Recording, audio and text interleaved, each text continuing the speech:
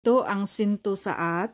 Pinasyalan natin ang Marina Bay at saka ang Merlion dito sa Sentosa. Napakaganda yung lugar na to because of the glittering lights within the buildings and all the surroundings. Kahit napakainit at napaka-humid ang weather, tiis ganda na lang tayo. This is Merlion at night time. Mamaya pupunta tayo dun sa falls. Tinawag siyang Merlion dahil half lion at saka half mermaid.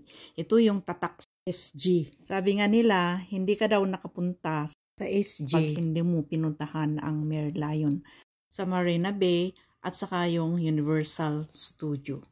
Lakad-lakad muna tayo papunta doon sa Merlion kahit napakainit dahil paglapit mo doon, makikita mo kung paano lumalabas yung tubig sa bunganga ng Merlion na yon. Ang daming tao doon. Lalo na sa gabi kasi medyo nag-cool off yung init ng panahon. During the daytime kasi napakataas ang init at wala. Tiis ganda ka na lang na tatayo dyan para makakuha ng picture. May night show din sila na dancing fountain na mabibview mo sa Merlion towards Marina Bay. Kaya lang, mas maganda na doon ka na lang sa Marina Bay kasi makikita mo mismo yung dancing fountain na napakaganda at colorful. Picture is life dito. For example, You see that one? This is Merlion. I don't know how that is.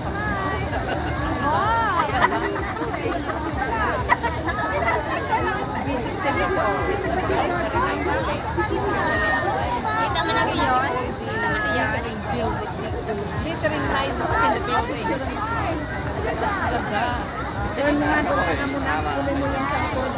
Halo-halong tao ang pumupunta dito at karamihan ay mga Pilipino.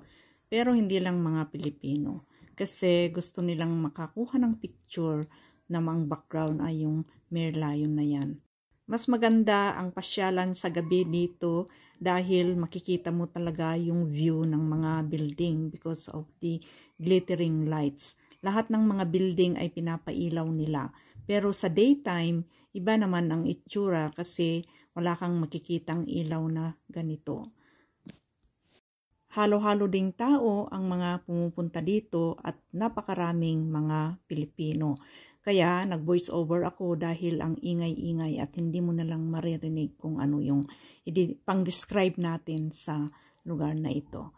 Tayo ay naglalakad-lakad, lahat in all views, 3D, pinipicturan natin dahil this is once in a lifetime. Hindi once in a lifetime because we can come here anytime pag gugustuhin natin. We are one group who came here and we are group 9 ngayon.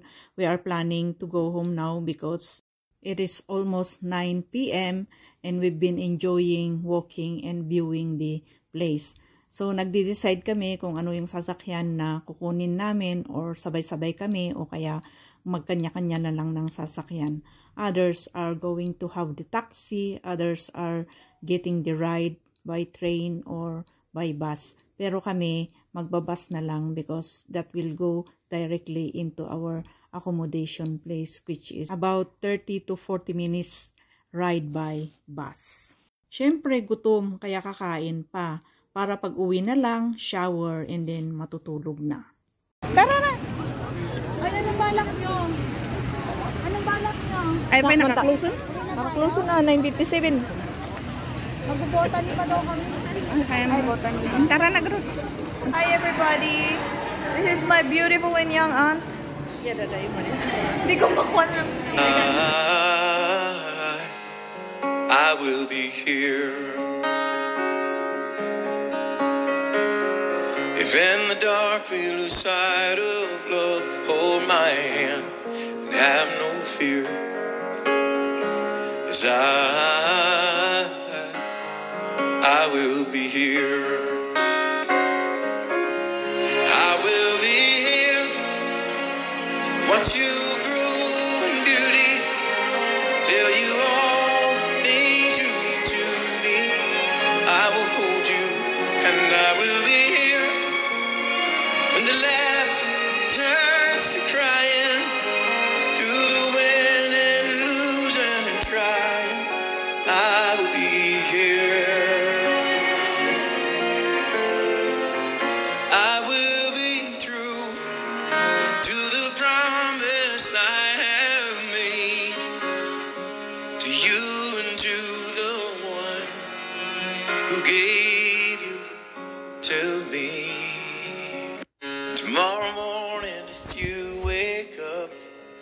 the sun does not appear, I